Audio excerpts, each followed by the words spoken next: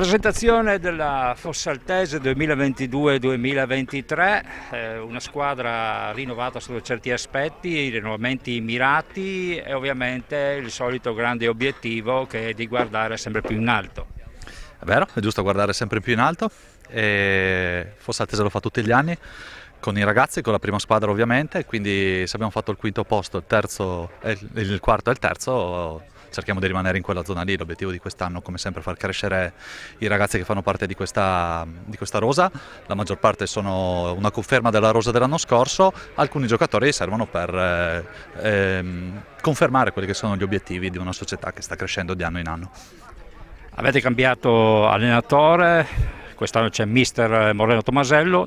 E il mister della prima squadra è una persona che si è resa subito disponibile, calata perfettamente in quelli che sono gli obiettivi della società e nel modo di ragionare della società, nel modo di vedere il calcio della nostra società. Quindi lavorando su quelli che sono i ragazzi che crescono dal settore giovanile, e qui l'importanza di poter contribuire a quello che è la crescita dei ragazzi anche del settore giovanile.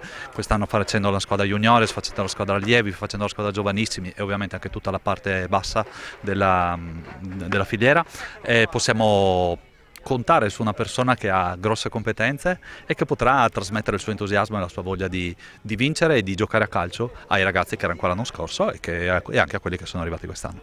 Mister Moreno Tomasello, nuovo allenatore della prima squadra della Fossaltese, dunque mister, che ambiente hai trovato? Ho trovato un ambiente straordinario, tutti i ragazzi disponibili, la società di una serietà, di una già pronti per un programma nuovo, vogliono crescere, dunque ci sono delle belle aspettative. Ecco. Aspettative ovviamente che devono puntare molto in alto.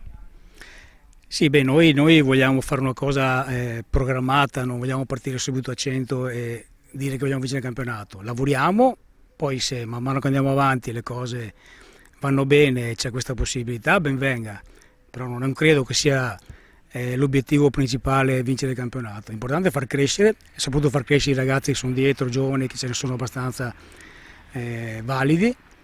Una cosa importante è che io mi adatti un po' alla categoria, perché giustamente è una categoria dove io non ho mai fatto ed sarebbe assurdo che venissi qua adesso a pretendere non so, il professionismo totale, dove sarebbe assurdo, ecco.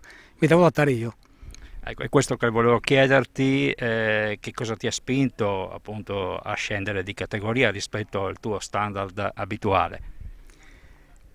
Ma forse un po' amareggiato del passato, forse l'ambiente dove questo è un ambiente sereno con dei programmi interessanti. Io non guardo le categorie, vado dove ci sono dei programmi seri, dove ci sono dei programmi dove vengono mantenuti e rispettati.